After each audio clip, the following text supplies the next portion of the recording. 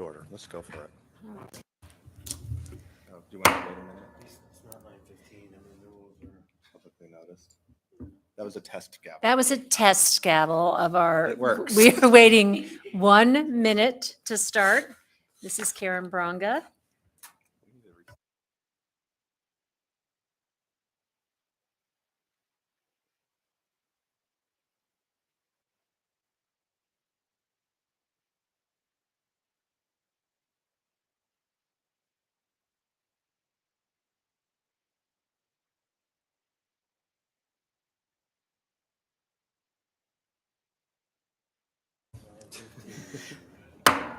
This is for real. This is Karen Bronga with the Health Policy Committee, and we are noticed here till 10:45. It's October 4th, and we are going to start with a call to order, roll call, and start over here with Felix Rivera. Kevin Cross. Christopher Constant. Daniel Voland. And I'm Karen Bronga, and I see we have George Martinez on the phone. And our. Yes, George.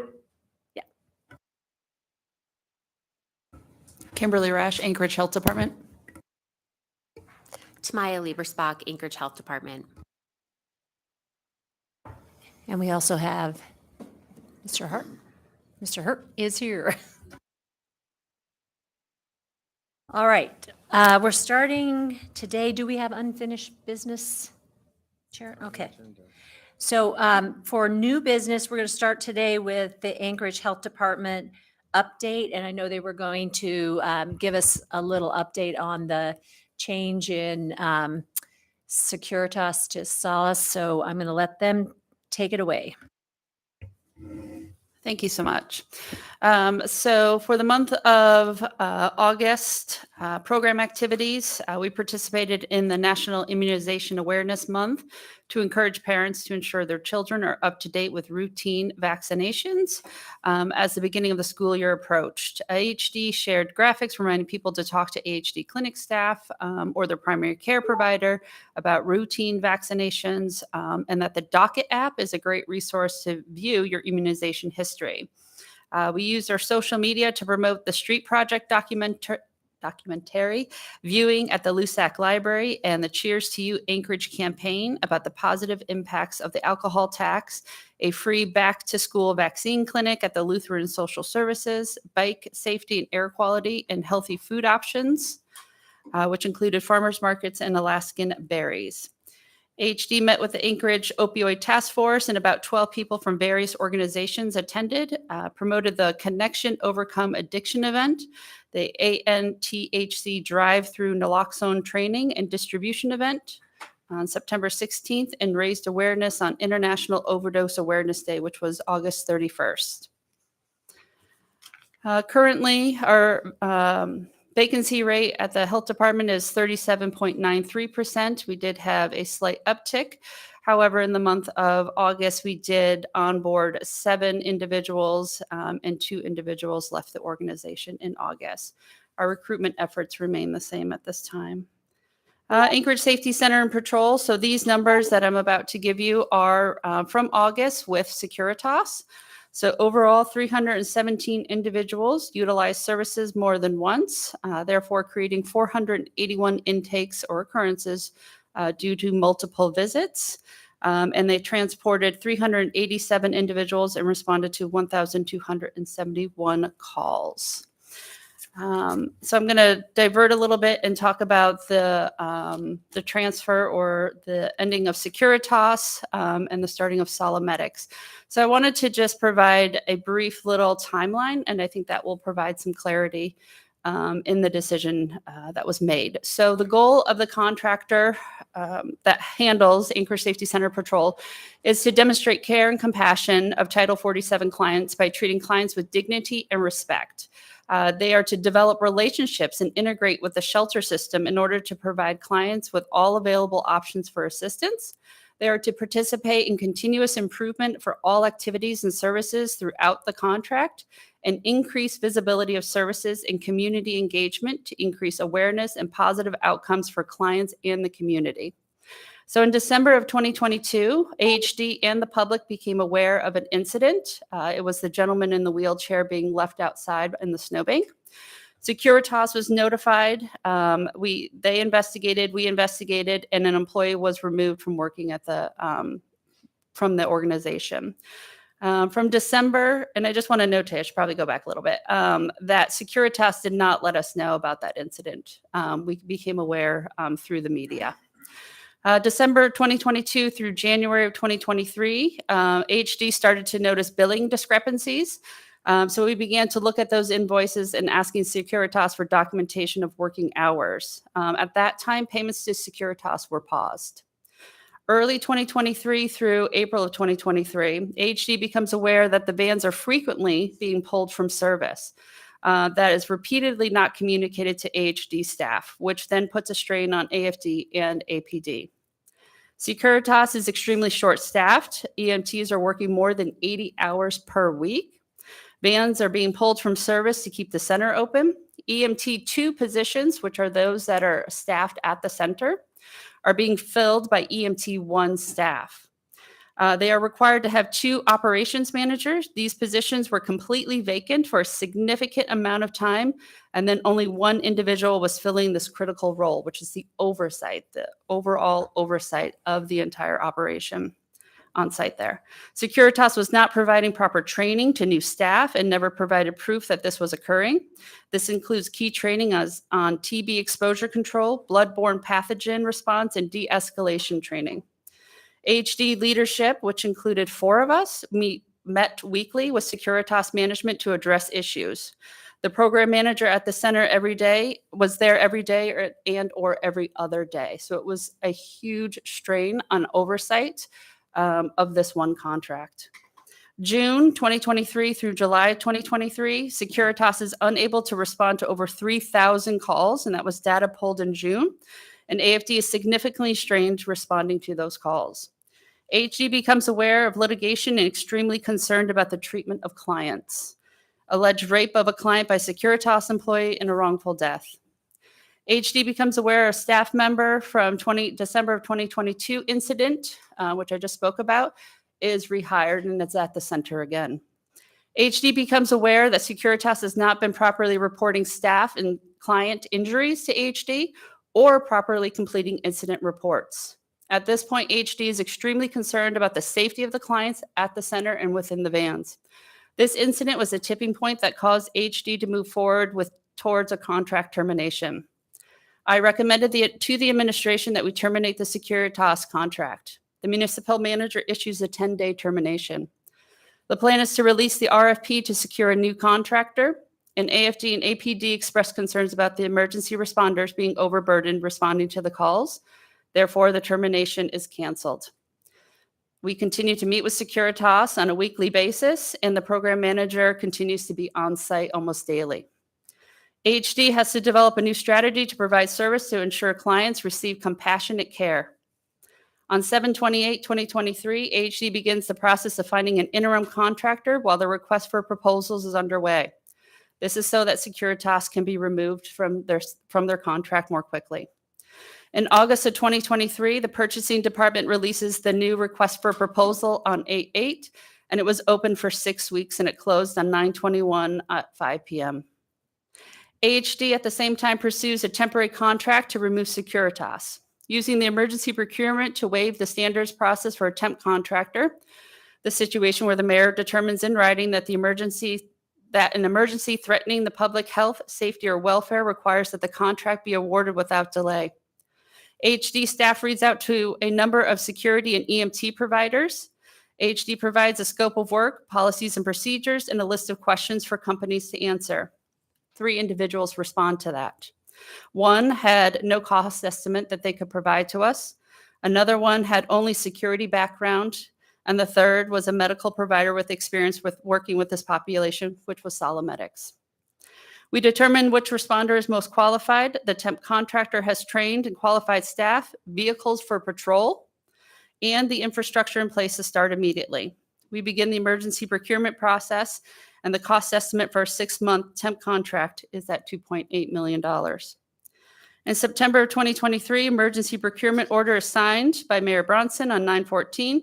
Sala Medical LLC begins shadowing Securitas on 9/18, and they have taken over completely as of September 30th at noon.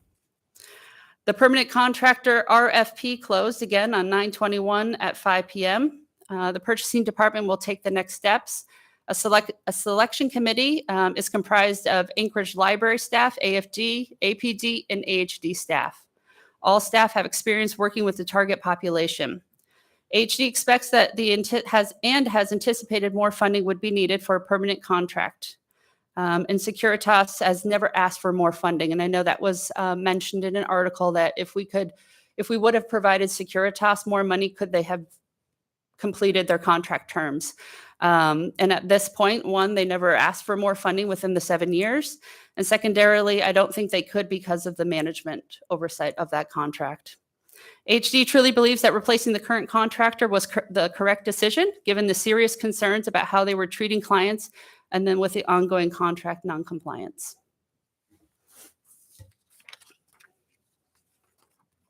I wanted to note that Mr. Solt has joined us, and Mr. Rivera, did you want to jump in now? Is this about? If she's done, yeah. Okay. Great. Thank you, Madam Chair. So thank you for that thorough report as always. So a couple questions on the opioid task force. I appreciate that the staff is sending the assembly, or at least including the assembly, in the email blast of the minutes and the agendas. So I'm reading through those and I find those informative.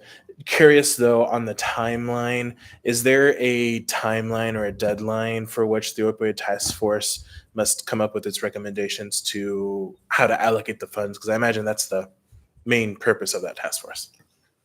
Yeah, so I know that we have our WIC program manager that's from the AHD side that's kind of spearheading that task force for us.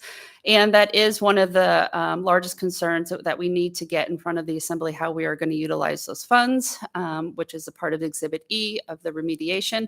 And we're hoping to have that by the end of the year. Wonderful. And then questions on the safety center. So I guess I'll start with a comment, and that is just to appreciate you laying out that timeline and appreciate the health department's consideration when it came to just stopping that contract cold turkey and understanding the negative impacts that would have. So appreciate how you all handled it. Is the new contractor, and I'll ask both of my questions at once, is the new contractor, Sala, facing any issues as they come in as a new contractor? And second is, since they are a new contractor, are they doing anything different than the prior contractor? Great questions. So the only concerns and issues they've had so far was the shadowing and then the initial transfer over with Securitas. There were, and this was mentioned to Securitas management this past week, that there were several issues that occurred with the transfer. Just the cleanliness of the space. They disassembled all of the computer software or the computer system. So it took us a while to get everything back online on Saturday the 30th. We did have a staff member from AHD there for the transfer. Simple questions of, how does the thermometer work? Was a bit difficult for Sala to get that information. But since then, they have had no issues. And you said your second question, I'm sorry, was? Yeah, thanks. The second question was, are there any changes to how Sala is running the Sleep-Off Center compared to the previous contractor? Yeah, great question. So they are currently fully staffed, both the vans and the center, with the proper staffing requirements as stated in the contract. They also have a great outline of how they are going to partner with the community. So they have a community working with the shelter system, working with HD staff, working with nonprofits, making sure that they have clothing for individuals that, now that it is getting colder, that they're not just released into the cold without shoes, pants, jackets, shirts. That was a concern in the past with Securitas. So far, we have seen a difference in that. And I think there's just a difference in the culture itself with the compassion and the caring that we've seen so far. Thanks. Yeah, I would agree. I've been digging to this a little bit myself, and based off what I've heard both from Sala and RRS, who is working with Sala, there's some really good things that are happening there, and I think it might be interesting for this committee to look at that in the future. Thanks. We also had Mr. Constant in the queue. Thank you. I'm just looking for a date here. Yeah, okay. So I have a few questions. At first, I'm surprised you didn't have a municipal attorney sitting right next to you when you read that report, because it was a shocking list of items that you put onto the record. So I am wondering if we will receive a copy of that report. I think so. I Okay, mean, I would can't imagine welcome not. to have that report in writing, because again, that was quite a shocking list. The question then is, you mentioned a difference in budget from Securitas to the new contractor. Do you understand how much that differential is now? Yes. Well, not from the RFP standpoint, but just knowing that Securitas for a year was a little over 2 million and that this 6-month contract is 2.8 million. And knowing that it will probably be double moving forward. And did you budget for that in your 2024 budget? At the time when the Anchorage Health Department went to the administration, I did not have the exact amount, but I did request and indicate that it would cost us more. Just I didn't know how much more it would cost. So I'm looking forward as soon as possible to have some kind of a narrative that describes how much the difference is, so that we can add into our budget process the factual costs that we can anticipate we're going to need.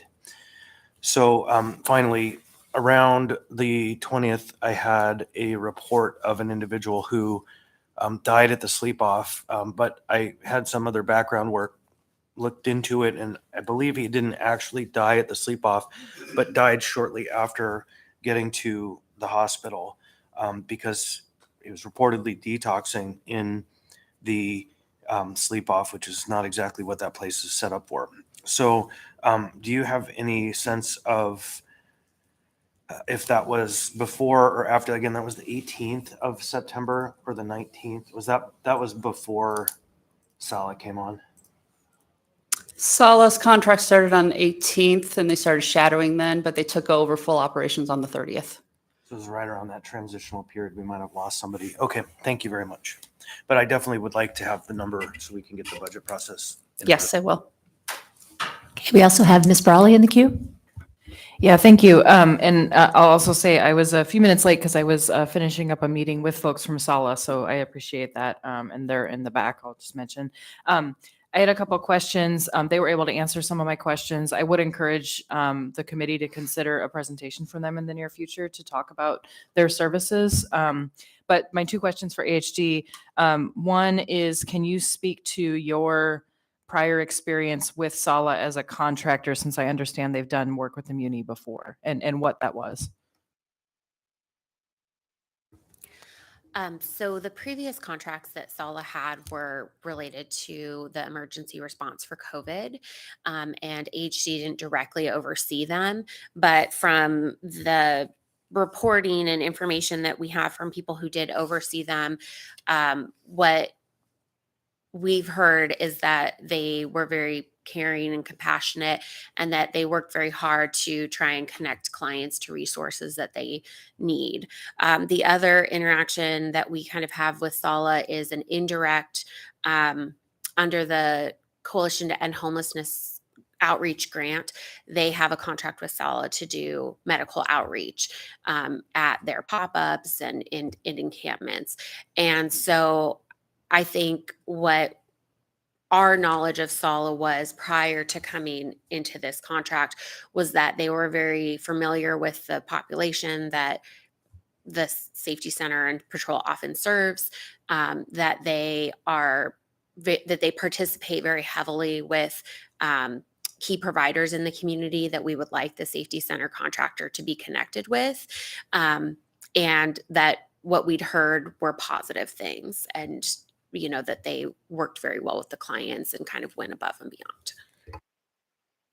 Yeah, thank you. And I think an emphasis on that medical experience versus security experience is a really important model shift. And I'm happy to see that because I know for many years, the Safety Center and the Safety Patrol have been a public service that interacts with people experiencing homelessness, but it's always really been siloed from the rest of the system. So I'm excited about the opportunity. The other question is, and I asked this of Sala as well, what kind of data collection and reporting will be happening? And I'm asking specifically from AHD because I think that we should, I want there to be a report every month of the, number of clients, repeat clients, things like that. So I'm just wondering kind of what you're requiring from Sala and then what you intend to provide to this committee and the assembly. Thanks.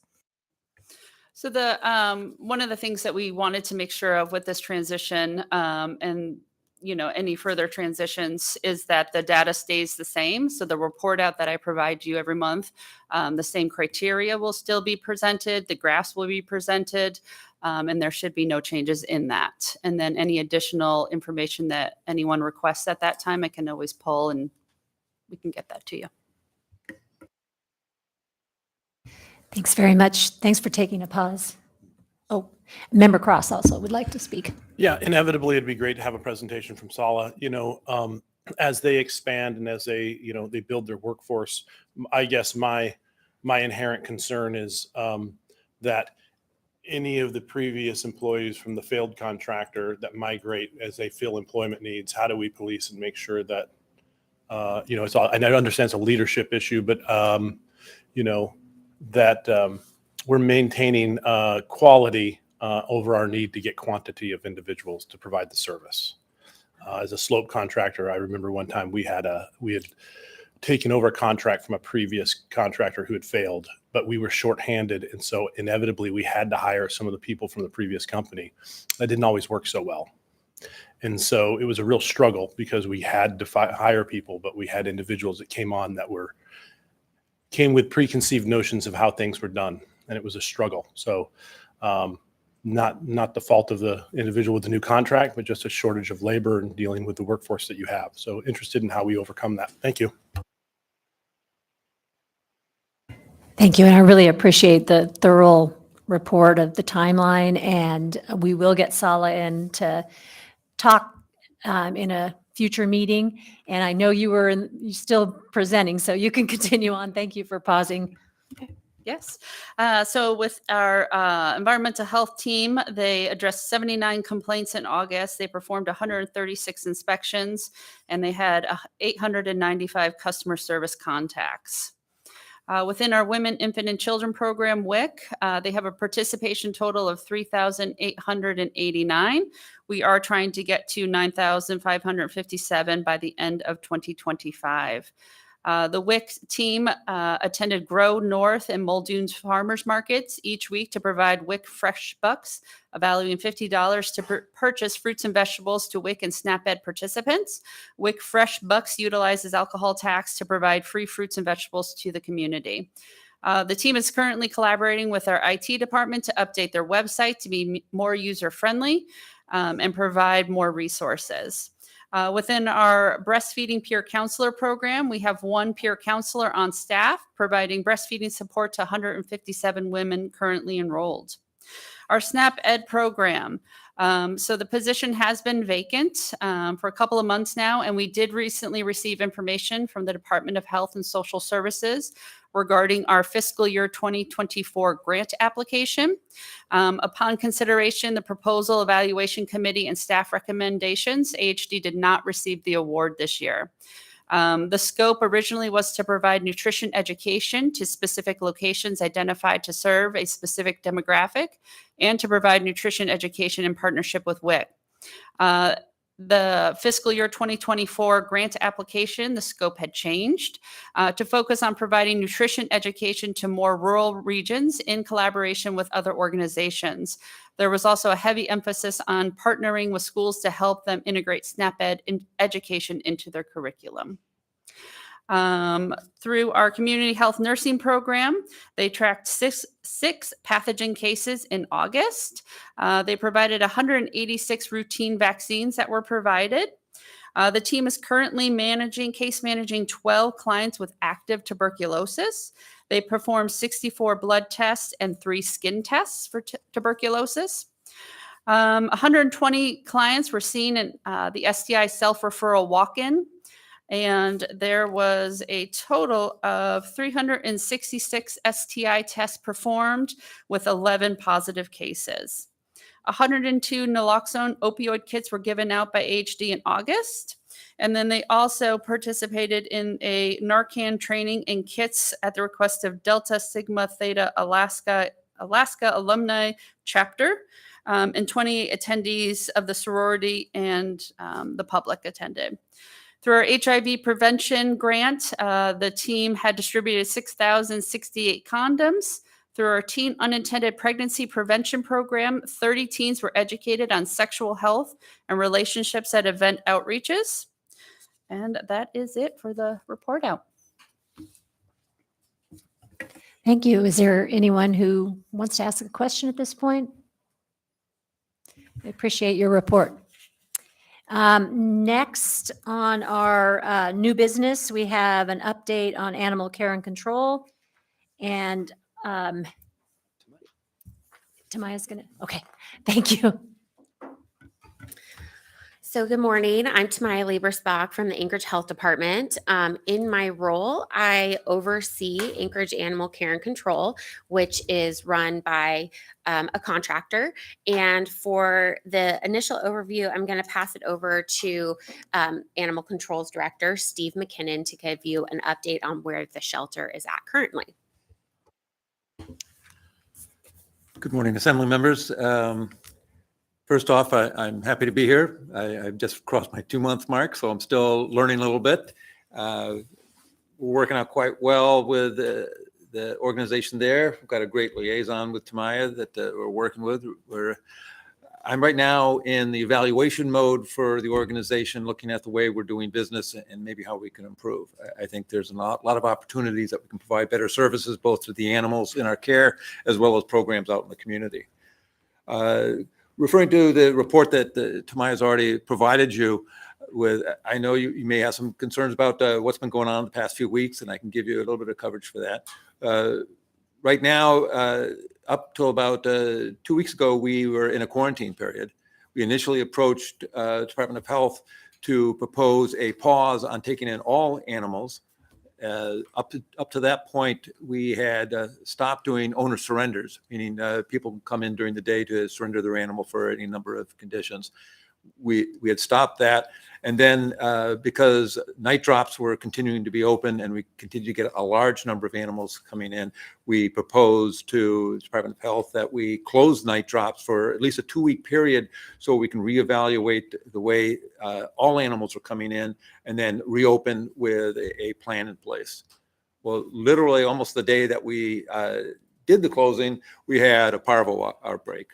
Parvo is a very contagious disease within dogs, typically puppies, young animals, senior animals, and all ones that aren't vaccinated are really at risk for receiving that. We had a couple of parvo cases that had come in. They weren't part of the exposure within the shelter, but they came in already carrying the disease. They didn't show the symptoms right away. So then we had the outbreak. We had others that were infected, so we shut down parvo. Like I said, that was pretty much right in line with the time frame that we were asking to shut down to reevaluate. So over the course of the 2 weeks, we incorporated a number of procedures to keep the areas clean, reduce the chances of increased infections. And then at the end of the 2 weeks, we used that time frame to look at the way we're doing surrenders and all. And we reopened to the community to allow for owner surrenders. But we used a different process right now, and we're just a week and a half into this new process where we're asking for appointments to be made, where an owner will call up, we give an appointment, and we do it before we actually open for business. We open typically at noon. So in the morning, we can have appointments with owners to bring in their pets. This gives us an opportunity that's not been we could take advantage of prior to that, where we can get that information about history, medical history, behavior history, what the issues are within the family. A lot of them aren't directly related to the animal, but related to their own conditions, economic conditions, loss of jobs, things like that.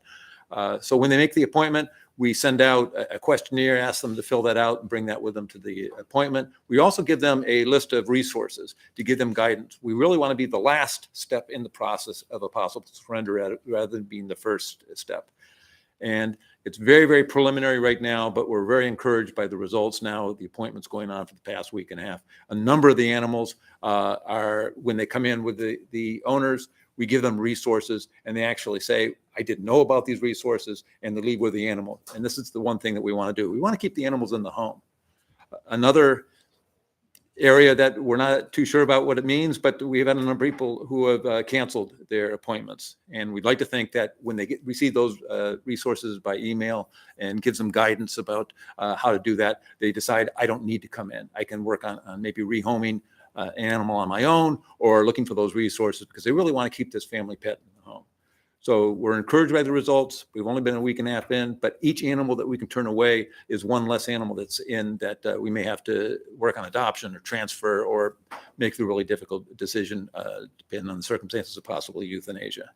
So we're encouraged by that. Our night drops are still closed. We've come up with a plan that we've shared with the Department of Health as far as not allowing them just to be open during the night, meaning the person can just drive into the back parking lot, stick an animal in, their pet, and then drive away. Again, that's a real problem as far as not knowing that history. And we're starting from a blank slate. It's very, very difficult to do.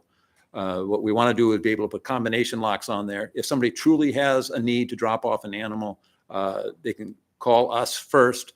We can give them the combination if it's appropriate, but we really want to encourage, rather than you just dropping it off at midnight, as once you come in with an appointment, we'll work with you because we want to make that work. Haven't put that in yet. It's just a facilities things now as far as putting on a combination on the locks. I want to talk with Tamaya. We have some even maybe some even better ideas to make that a more effective program. Other than that, we're doing a lot of exciting stuff. I'm thrilled to be here. Hopefully I can bring my expertise. I've got about 10 years direct animal shelter experience.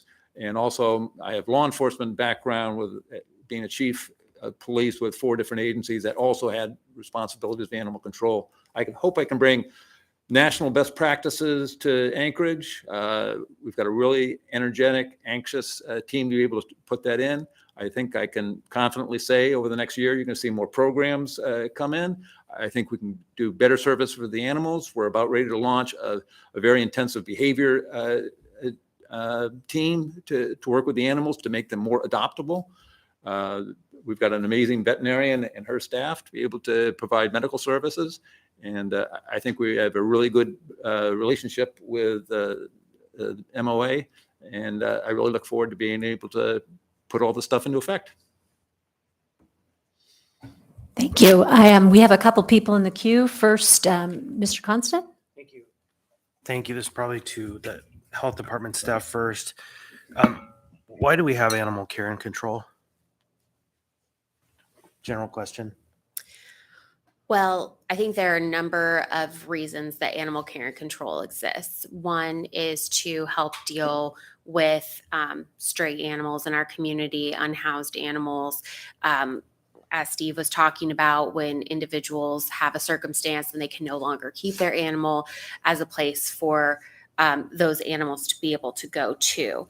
And then the other piece is really the enforcement aspect and the educational aspect of working with community members to make sure that they can interact with animals in a safe way and that they're taking care of their animals in an effective way. So it really is at the core a health and safety service. Perfect. So for years, I've asked the question, how do we get more money? What do we need to get the contractors able to do more enforcement and outreach and provide more services? I was quite shocked when I heard the animal care facility was closed for 20 days. And what that translates into in a community that had no notice and no alternative plans is those animals that didn't have a place to go probably got dumped in an environment in which there's no care or attention. And so if animal care and control is a health and safety intervention that the people of the city of Anchorage municipality have established in order to ensure that animals are not wild, loose, dying out in the streets, causing trouble, really suffering, because for a lot of us, our animals are very much like family members. How in the world can we shut down our facility for 20 days without an alternative plan? And what's our plan for the future to ensure we don't shut down our facility for 20 days without giving the community an alternative? So in closing the facility, we did work closely with rescues and other organizations that take in animals and try to work with individuals who find animals or need owner surrender to connect them with those organizations. We did, in a limited way, take in animals if absolutely necessary. This is an issue that is happening across all of the other shelters in Anchorage, which we're the only open intake shelter, meaning we have to take anything in, but there are other shelters in Anchorage and across the country. There's far more animals, there's not more space, there's not more staffing. And so we're put in a really difficult position of, to just be very direct, either euthanizing animals who are currently in the shelter who are adoptable to make space for other animals, or closing, trying to get those animals adopted, and then reopening to take in those other animals. What this closure was meant to do was allow us to put new protocols in place that we hope will help divert animals from coming into the shelter to begin with. Before this closure happened, we had done for over a year reduced price adoption events to try and get animals out into the community more quickly, get them adopted more quickly. We're also looking at trying to recruit far more fosters for animals at the shelter so that when an animal is adoptable, it can go into a foster home and free up that space in the shelter. But ultimately, we can't just keep packing more and more animals into a limited space. And so it is that difficult decision of, do we euthanize animals for space, or do we put a pause? And then the parvo piece, we would have had to Parvo is close a different anyways. issue. I Yes. won't give anyone a hard time over that. Disease is something you have to deal with. So those are two options. I can think of a world of options that are in excess of kill them or shut down and let them die outside. And let's do an analysis of what we need to expand the facility. What's the actual demand in our community? What are the realities of this situation? Because I know, as long as I've been involved in the public service, there has been no effort to right size and upscale the facility, even though our town has grown. It might have shrunk a little bit in the last 10 years, but it has grown. And yet our facility is still serving at the capacity it did in the 90s. And so I don't think it's a binary choice. I think it's a planning and implementation issue we have to figure out. And so I would strongly recommend, I know everyone's understaffed in the health department, but we look more closely at the scale of our animal care and control facility, because those two options are not, neither of them are the right option. And if I can respond to that, I'm talking about those two options when we have a short-term problem, like an immediate problem. We are planning to do a needs assessment to see how we can make our current space more usable. One difficulty with where the current facility is that we cannot expand it because of the parking lot requirements and different requirements. So to have a larger animal control facility, we would have to retrofit another larger facility or build an entirely new facility. And that is certainly a difficulty that we're facing in our community. We're also looking at working on a bond for capital projects, because it is an aging facility. We have quite a few issues that we're facing there. But I think that through a needs assessment, and then taking what we learned from that needs assessment and moving forward with a bond for capital improvements, along with all of the different programs and things that we're trying to implement, we will hopefully be able to get to a place where we can use that facility more efficiently and improve that facility. The other piece is, of course, funding for spay and neuter surgeries. Right now, we don't spay and neuter every single animal before it's adopted because we don't have enough funding.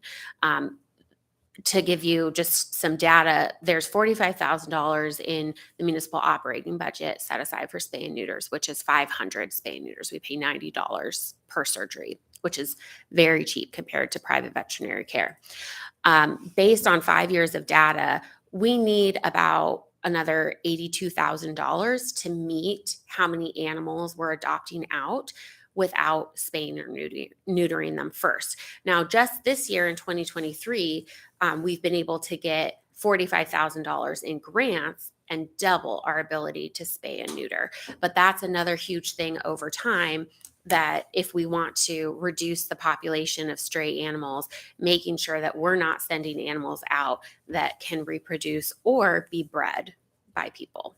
All right, so I just would close by saying, if we're looking at bonding, and let's make sure the bond request isn't to just maintain the status quo, because clearly the status quo is not working if we have times in which we have to just shut the door and say, sorry, figure something else out. Thank you. Okay, I have Ms. Brawley in the queue. Yeah, thank you. And I know this has been an ongoing conversation in all of our emails, so I appreciate being able to discuss this. I want to add on to what Mr. Constant was saying, and I appreciate you bringing up the point about spaying and neutering. Certainly, if you take a prevention, moving upstream point of view, then certainly we want to make sure that our overall animal population is manageable. And I know the city has a role in that, but I guess I'm also interested in commenting and asking, what is the larger community role? So pet stores that buy pets from, breeders, private breeders, are large incidents of pit bulls, which are one of the most dangerous breeds, and yet are very popular. So I just want to put on the table, it is the government's responsibility, and certainly we should be protecting our human population and our domestic animal population. But I also really want to encourage the health department, and if others need to be involved, like assembly members, to have that conversation with the larger community, because it is everybody's responsibility, and it is frustrating to see things like uncontrolled breeding, or I know there's sellers out there that the health department will respond to, and really just putting it on the general public too, that if you're going to have an animal, you are responsible for it, and you are responsible for if it bites your neighbor, you are responsible for those other pieces, and that's how we manage a safe community. And so I just want to enter that in the conversation, and also ask if part of the needs assessment, if you already are talking with other partners, or if you have ideas about how to really continue that conversation about, like I said, broader community responsibility for this issue. Well, I think you brought up one issue that is a fairly constant concern in our community, and that is, breeding and private breeders. That is really governed by what's allowed in code, and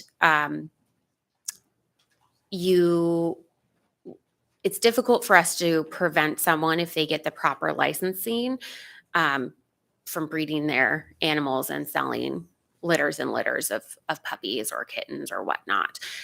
So it may be looking at a potential code change, but the difficulty with that is then, you're getting into trying to restrict someone's livelihood or their income. And so it's a very difficult place, because, of course, I think most of us who own animals look at them very much like our family members.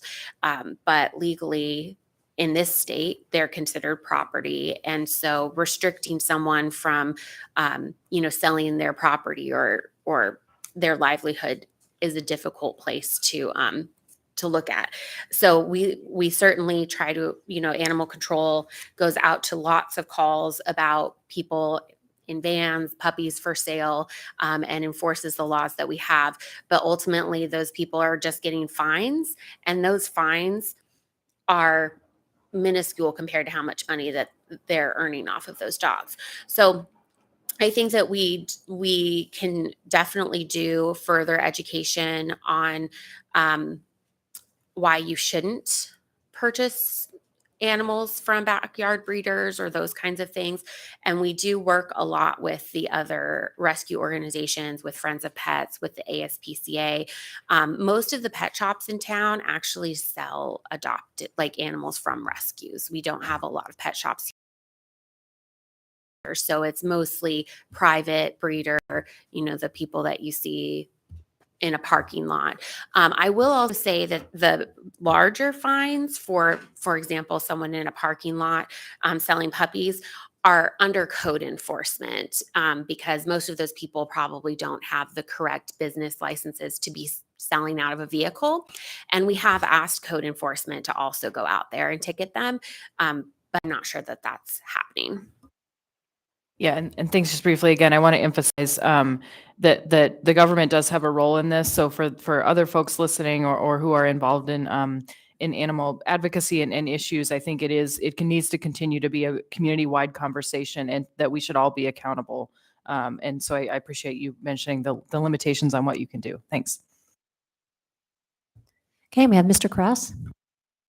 Yeah, there's actually, if you guys aren't aware, there's actually quite a bit that happens outside of animal control. I have 3 rescued animals actually all 3 came from Bethel. So that we got from a local place, and they spay or neuter the animals. One of the little dogs looks like she got spayed with a weed eater. The scar is horrible, but they spay and neuter them, get the vaccines, and they place them in private placement. So we actually did that for, multiple dogs, trained them, tried to help them get, acclimated to domestication, and then find homes for them. And then after 3 times having failed horribly, we decided we couldn't keep doing that. Otherwise, I'd have 11 dogs. So, but I would be really interested in seeing what that plan would look like so we don't have any prolonged closures. If that looks like a quarantine area, or making sure we got enough parvo vaccines, because it only takes 10 to 15 minutes. It can be implemented by staff. I know they're not 100% for younger animals, but I mean, if there's a plan so that we can prevent this, and then we can make sure if we're bonding and we're investing wisely, just what that looks like. I'm sure you'll probably have a report or something to us at some time. I'd be really interested in what we can do just to make sure that we're investing wisely, to make sure that not only the animals are properly taken care of, but you have the resources you need to provide adequate services. So I appreciate it. If you had a comment on that, it's fine. Thank you.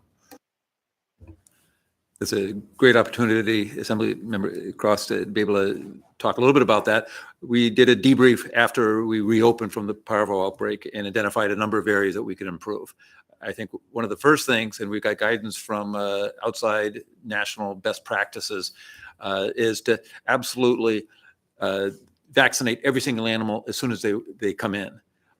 Some of the issues we had is because maybe the animals were a little bit unhandleable in the very beginning. They'd be placed in the kennel and would wait for the vet to maybe come in the next day, sedate the animal a little bit to vaccinate it. Well, even that short period of time is a potential for exposure. So we feel we can do like 98% of animals now coming in will be vaccinated. Another area is we're looking at cleaning protocols. One of the challenges, because the aging facility we have, the conditions of the hard surfaces are breeding grounds. And as much as we clean, because of the cracks in the pavement, the cinder block walls, things like that, are unfortunately breeding grounds. So we're increasing the ability of cleaning areas that we would do normally, but now we're doing it on an increased basis. So I think those 2 critical areas will probably reduce the chances. We can't eliminate it completely, but I think we have to look at the way we're doing business right now, and I think we've improved those practices. So I absolutely agree with you. And I can reassure you that, as Tamaya said, that although we closed the doors, they weren't closed completely. We absolutely will take in animals during that parvo period. But the challenge is that when each animal comes in, we don't want them to be exposed to the other population. And we have very limited areas as far as isolation goes. We've identified one isolation area that we're going to have to retrofit. So when we have that 2% that aren't vaccinated, we'll place them in that isolation area so they're not exposed to the rest of the population. We're actually going to have to move some storage around and look at make sure we have proper drainage and all. But those are the areas that we know need to be addressed in order to prevent these type of outbreaks in the future. Thanks very much.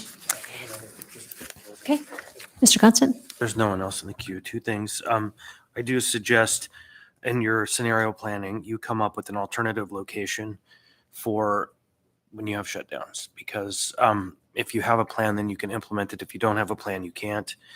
And the Parvo was the bonus. It wasn't the cause for the shutdown. And so I just want us all to recognize that it was an intentional act, not an emergency response to a virus. And then finally, I'll just note that I don't necessarily agree with a comment of my peer here, who I greatly respect, that pit bulls are an inherently dangerous dog. I think that that's the nature and nurture conversation, and it's the treatment of dogs that creates vicious animals, not the dog itself. So thank you. I thank you for that comment, Mr. Constant. Okay. The other thing that, I just wanted to throw out there, we own a giant tent that maybe we could expand animal control into. Okay. So the next thing on our agenda is the briefing on AO 2023-94, Title 17. And I imagine you're doing that, Tamaya? Yes. So Tamaya again from the Health Department. So I just wanted to give a brief overview of why the Animal Control Advisory Board put forward these recommended changes to Title 17. So AO 2023-94 ultimately is aimed at changing what we consider Anchorage's leash law in code. That's the animals in public places part of our code. The board took up the changes at the request of the Assembly way back in 2019. And at that time, there had been many constituents reaching out with complaints about unleashed dogs on trails and in public areas, including people who had been bitten or people who were very afraid of dogs and were uncomfortable using public areas because of unleashed dogs, even if they were friendly, just running up to them. So the board ultimately went through 3 different versions of the proposed changes and put them out to public comment through our process for the board's process. And that resulted in the AO that was put forward to the Assembly. The goal of this change is really to make the intent of the current code and how animal control sees the intent of the current code more clear to the public through the language that we have in Title 17 without actually putting any new regulations on leashing in place. I do want to mention that this code applies to all animals, cats, horses, chickens, goats, sheep. We see those on trails sometimes. Not just dogs, but certainly we often refer to dogs because they're the most common animals we see in our public spaces. So with these changes, you would have to have your dog on a leash or on an e-collar because in our code currently, an e-collar is considered equivalent to a leash. And we kept that the same because of a lot of public input about that. So you'd have to have your dog on a leash or an e-collar unless your animal is doing an activity that can't be done while on leash and they're in an area that's consistent with that activity. So for example, you can take your dog out swimming and have them unleashed. You can play fetch or frisbee in the park and have them not on a leash. But if you're running or biking on a trail, they should be on a leash or under control by e-collar. You shouldn't have your dog off leash, for example, in a playground because the playground's intent is not for dogs to be running around. And so the goal of putting some of this specific language in code is our hope is that the public will be able to more easily understand it. There's a lot of people that animal control interacts with who just don't realize that the intent of current code isn't for you to just have your animal off leash anywhere that you go. And so our hope is by making that more obvious, we'll have more people who just follow the regulation as it's written because they want to follow the law, and that it will also be easier for animal control and the general public to educate one another about the regulation because it's going to be more clear when you actually read code. So that's kind of my overview. And I do also have the vice chair of the Animal Control Advisory Board, Pam Schomburg, here with me to help answer any questions you may have.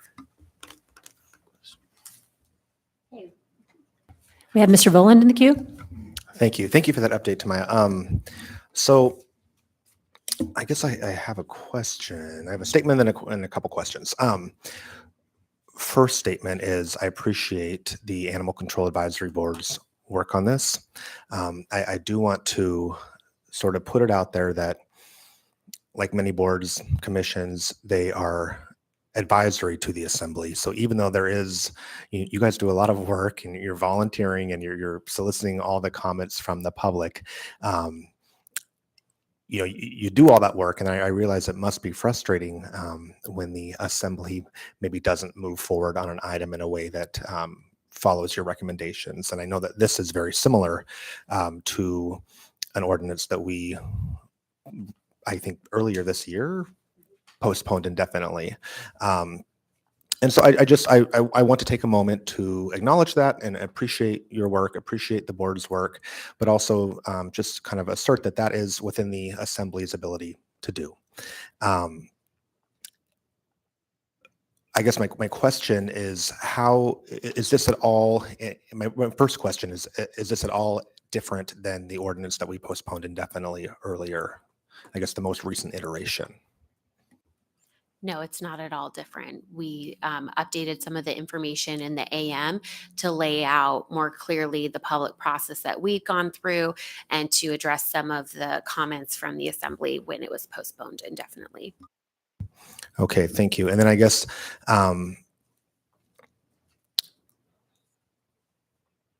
okay, so two more questions. I guess my next question would be, and this is not at all meant to sound combative. I'm just thinking from like a process point of view. If we choose to postpone indefinitely again, is the plan then to bring this back before us again, or would it take a no vote from the assembly for you not to bring this back? I guess at what point does the advisory board realize, oh, this is not the assembly's will to move forward with this? I'll let Tamaya answer specifically on the no, but just to clarify a little bit more, we read all the, and I apologize, I had COVID at the assembly meeting and couldn't be there, but we read all the assembly comments. And what was clear to us is that we know a lot of people were new. They maybe hadn't been part of this process back in 2019, as we were developing it and had some contact with assembly members back then. For example, some people were asking about that the hiking, biking, skiing, why are we taking this away? Well, it's technically never been part of the law. And so we were explaining it. There was a lot of comments that we hadn't gone through appropriate public process. We sat through many, many hours of public testimony and sifted through hundreds of emails and put this out to public process for many meetings. So we felt like a lot of people didn't understand where this was coming from and what had already been done. And a lot of the concerns why it was indefinitely postponed were we needed to clarify and answer those questions. And so I will let Tamaya answer the no, but that's why we brought it back in the unchanged version it's at now. I actually think that answers my question. Perfect. So, and it's a good segue to my next question. I will say I don't share the latter interpretation that it hadn't been through enough public process. I think you guys put it through a lot of public process and had a lot of public input, and I appreciate that.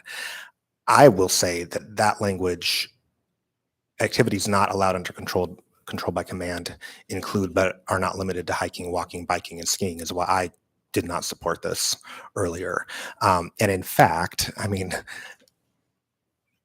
the interpretation of the code being that is not currently allowed makes me want to do the opposite and allow those things. And I guess I don't understand, if we have control of an animal by command allowed, if engaged in an activity that precludes it from accomplishing that activity if restrained, in an area consistent with that area's intended use. I mean, so somebody couldn't be walking on the coastal trail under control by command, or biking. I mean, I don't know. For me, if we're going to have control by command, we have to allow it, those things. But happy to hear your perspective on that, but is something that gives me a little bit heartburn. So the way that code is currently written for control by command, like you said, it does require that the animal can't engage in the activity if they're restrained. So the thing about that is that your animal can walk on the coastal trail with you on leash. And that's why the enforcement interpretation of code currently is that yes, an animal can be attached to your bike while you're biking. And it's not something that that animal cannot do while on leash. But for example, swimming in a lake, the animal can't, go out and swim while it's on leash. Catching a Frisbee, hard to do while on leash. And so the way the code is currently written, yes, there are activities that you can do with your animal while they're on leash. And so if you can do that activity with the animal while they're on leash, they can't be under control by command. But it is important to note that control by leash in the current code includes what we currently think of as a leash and an electronic collar. So if you were biking, you could have your dog on an electronic collar and it would be considered under control by leash in the current code. And so I hope that kind of helps clarify. Thank you. We have Mr. Constant in the queue, and then Mr. Cross. Thank you. So, Tamaya, did you increase the budget of animal care and control this year? I will just say that that's not a decision that I personally get to make. We did put forward a budget increase that I'm pretty sure was included in the budget for about 2.5% for the contract. And that is so that they can keep up with inflation in terms of medical supplies and So things like that. It doesn't actually increase any support for enforcement or increased outreach. It's really just to maintain the level of flat funding because of inflation. I was asked to only put forward flat funding or decrease to the budget. And so my concern about this that I spoke about on the record at the time, and I think, Mr. Volin, there's one difference. This document is not at all different, but the assembly is almost half different since we went through this. This was before April, I think. And so, oh, you did vote on it. Oh, well, maybe my memory's wrong. I love that part. So it's not a new assembly. Okay. So then I'll get back to my main point. For me, the issue was not so much not understanding it. It was that I am not willing to support expanding authority for enforcement without actually expanding the ability to enforce, creating new codes that create new criminal or civil fines and penalties when we already have animals living in cars that can barely get serviced, and we already don't have enough outreach for our teams to do the work, our contractors to do the work of enforcement. To me, it's patently absurd to expand the enforcement reach of our animal care and control staff. And so to me, my support is based on an expansion of the ability to do the work, not the idea of we need more laws on the books. Because as I think Mr. Volin well pointed out, whether or not the code says you can do one thing or the other, there is a theory in law that if the public ignores it, it's not actually a law, right? And so I think we're at a point where the practical reality is people can do these things, and even if we change this code, they will do these things. Damn, it's 2 minutes early. And the federal government agrees with my point. So anyhow, that's my point. I just have a real hard time, again, back to the same point as before, of supporting this in the context of we don't have any vehicle to actually do anything with it. And if I can just quickly comment on that, because I do completely understand that point. One reason why the board put this forward, so the Title 17 committee that works on these changes has an animal control enforcement officer who attends and helps understand what's happening on the ground, what would this change look like. And one thing about the current code is that it's difficult for them to enforce because the language is so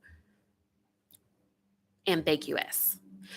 And so one reason why we did choose to put this forward is, like I said, one, because I do think there are a number of people who will look at this and go, oh, I do want to make sure I'm following the law. They think they are currently following the law.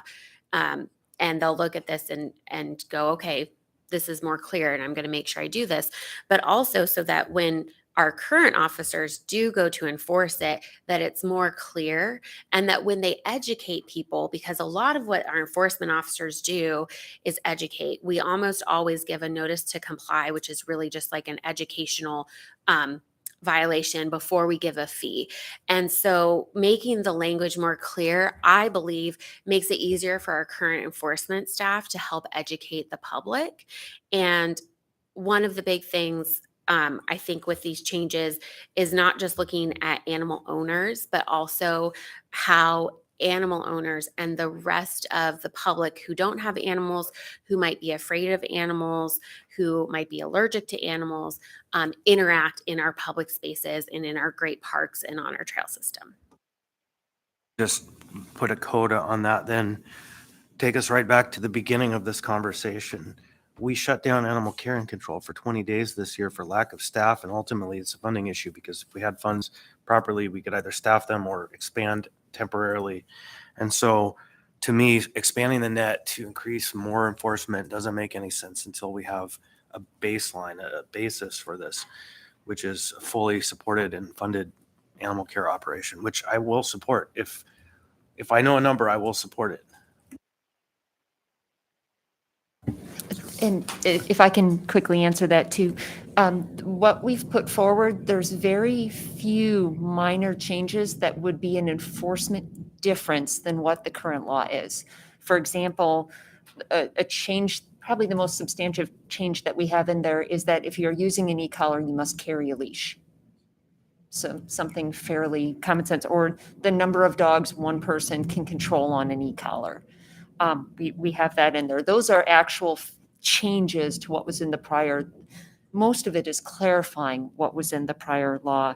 And just to also clarify on what Tamaya said, we're not looking that all of a sudden we're going to be going out and putting people on trails and enforcing this. We understand that there's not the funding to do that, but we're hoping that we can do a lot of proactive education on this. There's a lot of social media that Animal Care and Control uses, and that has pretty good outreach.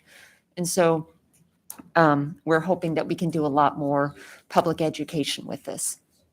And my fear of that education is it just creates people in the woods who are being their own enforcement.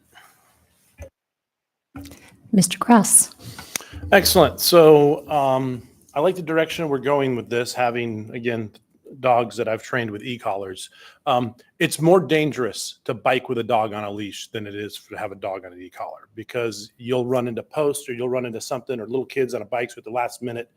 You say on your right or on your left, they look over, and the next thing you know, you're tangled up. And you're moving faster. So, I mean, having devices that allow a dog to basically respond. But what I'm looking at this is on page 2, section 6 says controlled by electric e-collar means an animal trained to respond to a mild shock vibration or sound upon receiving a signal from a remote transmitter. A sound from a remote transmitter, the most efficient form is my voice. Okay, it doesn't have to be electronic. So it really just comes back to training. It really is the responsibility of the pet owner, regardless if it's on an e-collar, leash, or whatever it is, to make sure that animal is properly trained. And of course, we understand that a hungry animal is a more obedient animal. My animals, if you feed them, have no reason to respond anymore, and they're 800 times more unruly. But if I know I'm going to take them out, I don't feed them that day. until after, and I carry the food, and they're very, very responsive when they know dad's got food. So I think it comes down to training, which is when it comes down to proactive education. So here's my question. Keep the leash law, but have you ever thought about partnering up with dog trainers and saying that if an individual wants to have a dog off a leash in public land, it needs to pass a competency test? It gets a tag that goes on its collar. They meet with a trainer. They do basic responses, make sure it can play around other dogs or whatever it is, because that's what we did. We worked twice a week. When we brought our dogs in for twice a week for several weeks, we trained them. I learned how our dogs respond, either emotionally or food driven. And then we trained them to make sure they're completely safe. So my dogs without collars or with collars, they stay right by me. But it took training. And that's a responsibility I took upon myself, because people don't know if your dog is trained if you go out in the public. They apprehensive. But I'm wondering if there isn't some sort of safety or certification program that we could put on that.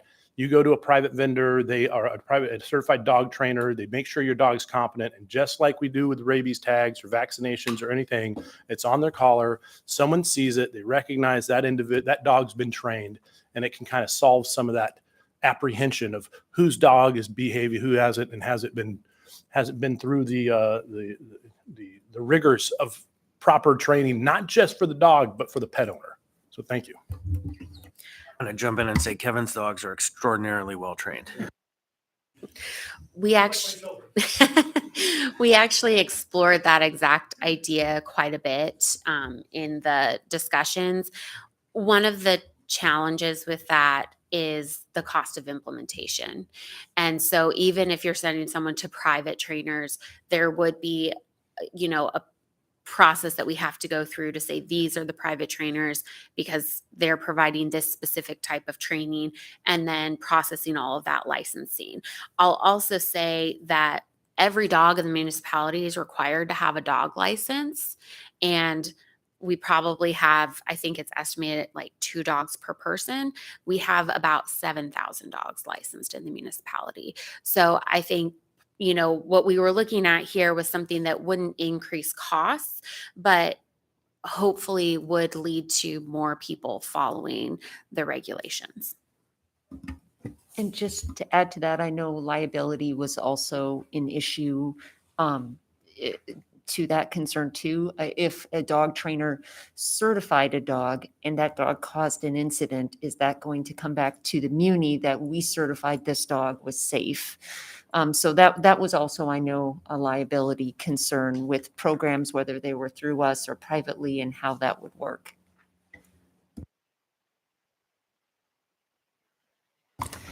I was also going to say something real quick. So my original heartburn was this, as I do a lot of single track biking, and I find that not to be compatible with being on a device to hook your dog to it. There's no way that can work. But I am happy that an e-collar could be a substitute, and I'm willing to accept that is an option to allow me to still be out there. I do see the safety issue of the loose dogs when you're out on the coastal trail, the busier trails. So, I mean, I feel like this I could support. I just was early in my term and kind of trying to figure it all out. I do think encouraging dogs to be leashed is also helping with the dog feces on the trail and all over the place. If you have your dog right with you, you can't really ignore it as easily. So that's the last I just feel like I can support this for sure. Karen, a quick note on that.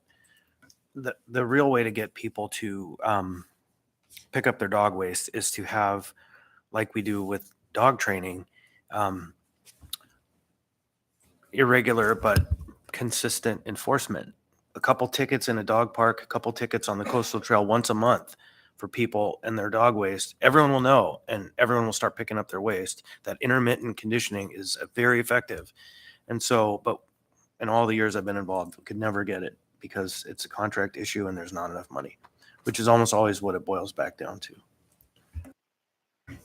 Yeah, I agree. It'd be like the shot heard around the world if it'd be on Facebook. Oh, I got a ticket for Next So- floor. Yeah. We're going to need to move on. Our next, and thank you so much for bringing this forward and doing some more explanation of it. We're going to now have a briefing on AO 2023-101, substance testing for employees, and Chair Constant, Thank you. you're leading this, right? Yep, I got it. Carissa has just a couple of handouts. You don't need to. No, you can if you want. It does affect you, but I don't think it really has a nexus with the health department per se. So I have a couple of documents being handed out. I'm not intending to use this 15 minutes to do the whole presentation of this ordinance, but one aspect of it I think is very important to share.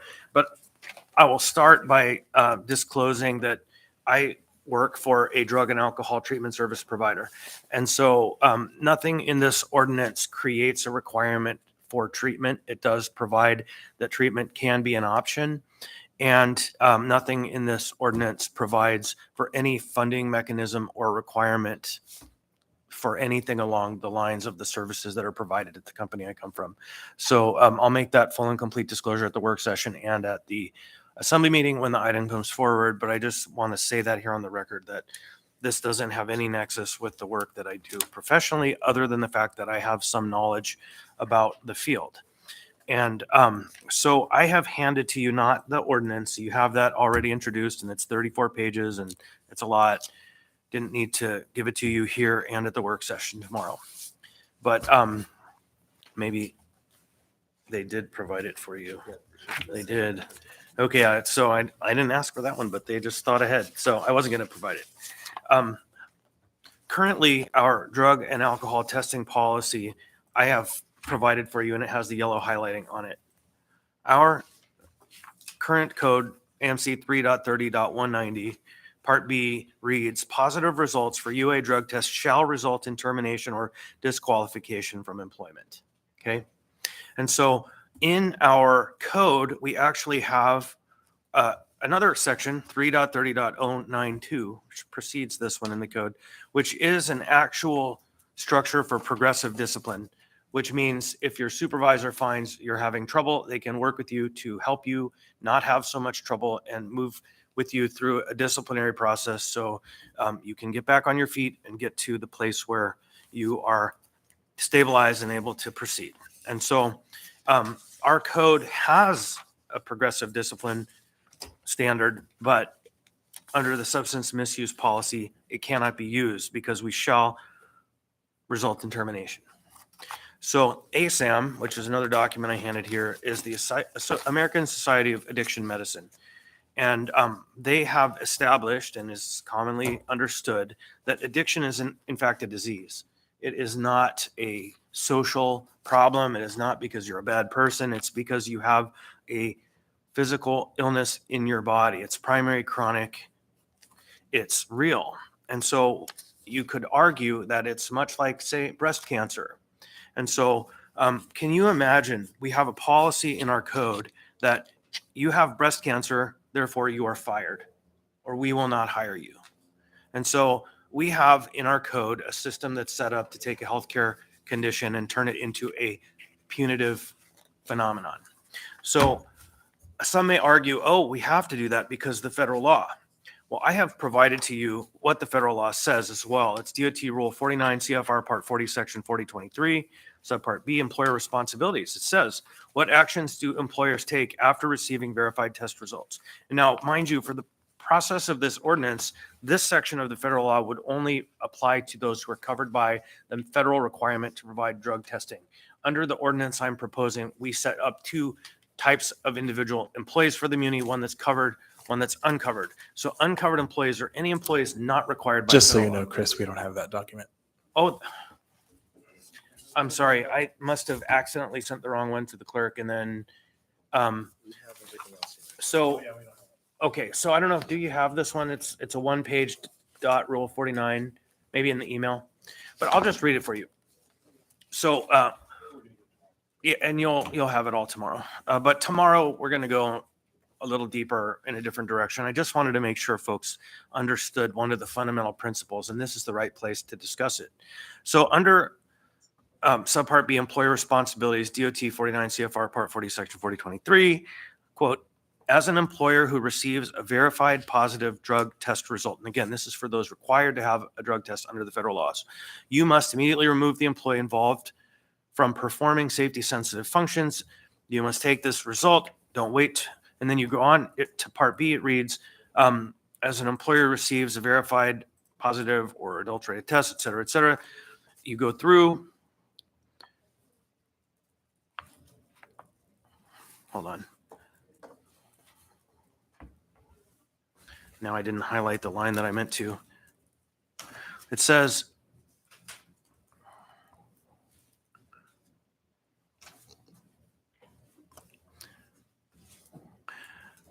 you must not return the employee to the performance of safety sensitive functions until or unless the employee successfully completes the return to duty process of subpart O of this.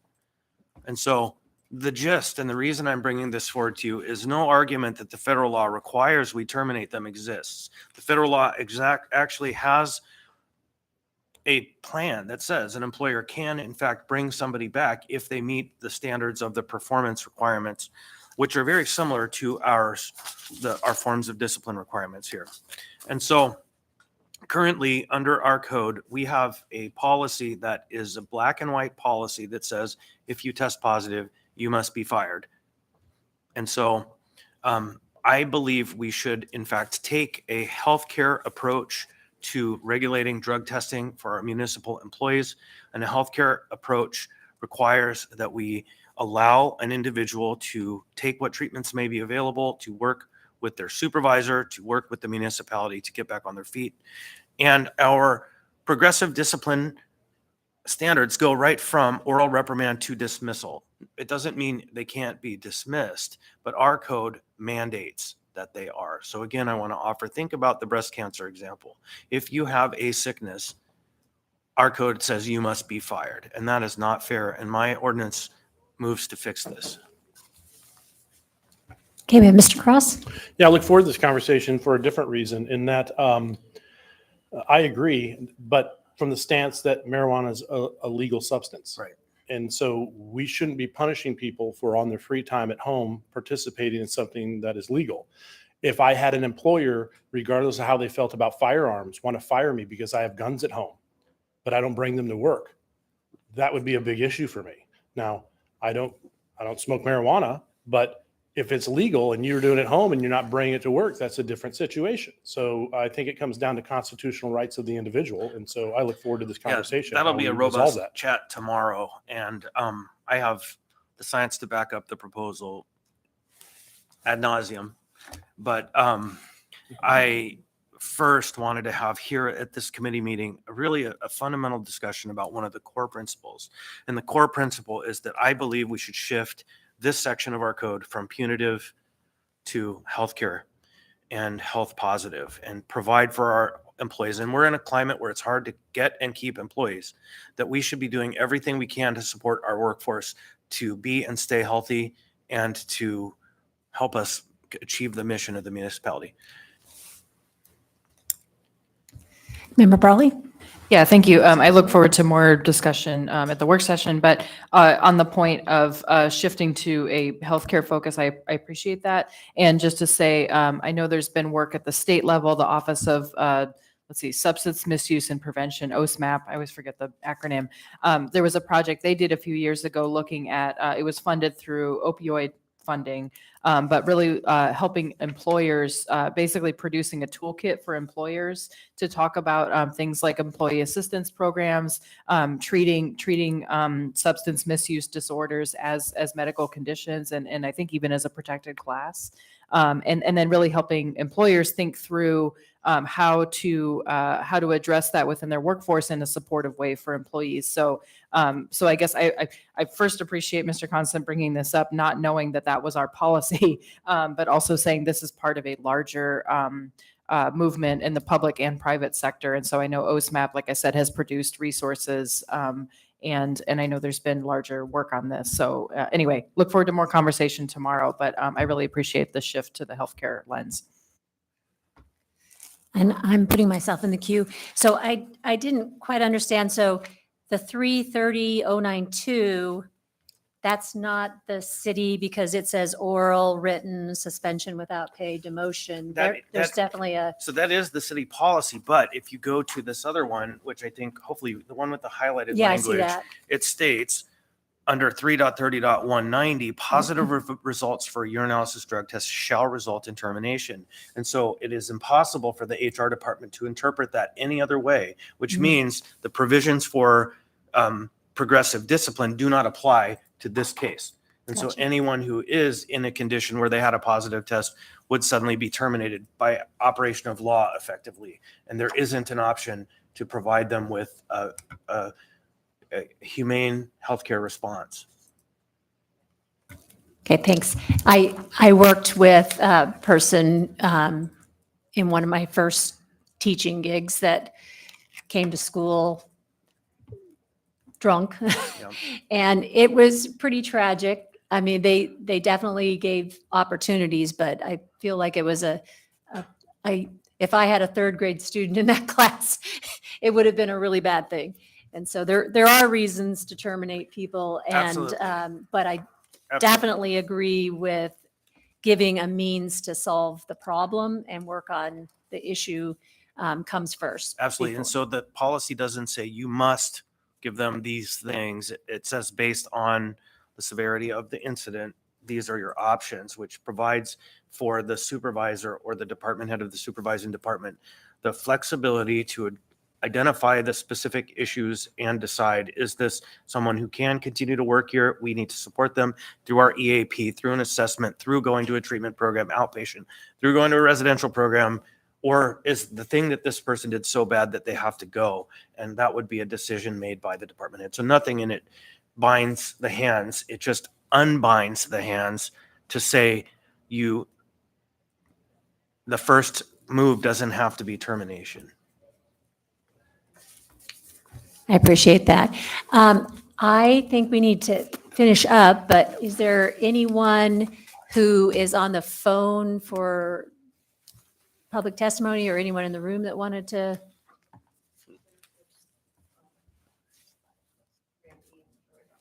Okay, I had an email from somebody who wanted to maybe talk, so I just wanted to double check. Ma- Okay, Madam Chair, just a couple of things if I may. sure. Thanks. So first is I forgot to ask this during the director's report, and you're probably going to get me asking this question pretty regularly, so you might want to just prepare it. Have we gotten any shelter licensing, overnight shelter licensing applications? No, not that I know of. Okay, thanks. And then second thing, under legislative priorities, sort of interpreting that from a broader context. So later this month, there will be a work session on the Complex Behavioral Health Needs Community Task Force final report. And that's a work session because I think it's important for the full body to get a sense of what that report says and recommends. Obviously, this committee is a member of 5, so minority of the full body. I'm wondering if in the future, this committee, and this is just doesn't need a response today, but something for committee leadership to consider, in the future, this committee could take over sort of ownership after the assembly reviews it in work session of possible policy and implementation of some of the recommendations in that report. Just wanted to put that out there for committee leadership to consider. Thanks.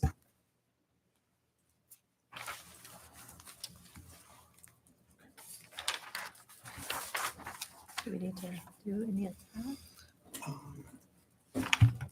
Actually, let's talk about. Okay, next on our agenda, we do have a section for budget items, and I'm going to let Member Boland. Well, yes, I want to flag this for the health department. There were some, we just got our budget binders, and on the alcohol tax, there were a couple things that I think were intended to be one-time grants that are again programmed for 2024. So I think that's an error. for instance, there was like a $100,000 grant to Recover Alaska. But that was for yeah, there's three things. There's VOA, there's another one. But I don't think it was the intention of the assembly to make those recurring.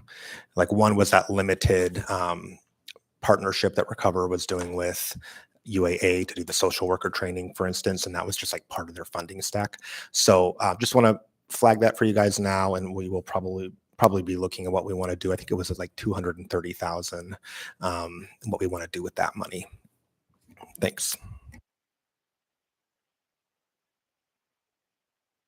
Yeah, thank you. Echoing that on the budget discussion, I appreciate that. As co-chair of Budget and Finance, that's certainly something we're going to be looking at as well. And really, I think one of the themes we're hearing in this committee and elsewhere is, we have a lot of need, and our budget has not kept up for many years. And so, knowing that we still have all the constraints that we all know about, we want to think about how to do that. But my other specific question, and I know this overlaps with Housing and Homelessness Committee, is thinking ahead to our needs in terms of shelter. So we're working as hard as we can to fund things for this winter, but also I know we're looking ahead longer term. So just putting that back out to the health department as well, to the extent possible and when you can, giving us realistic funding estimates for things like congregate shelter, for certainly housing and other services, really all the components that we continue to fund mostly on a one-time basis. So just to add that as well. Thanks.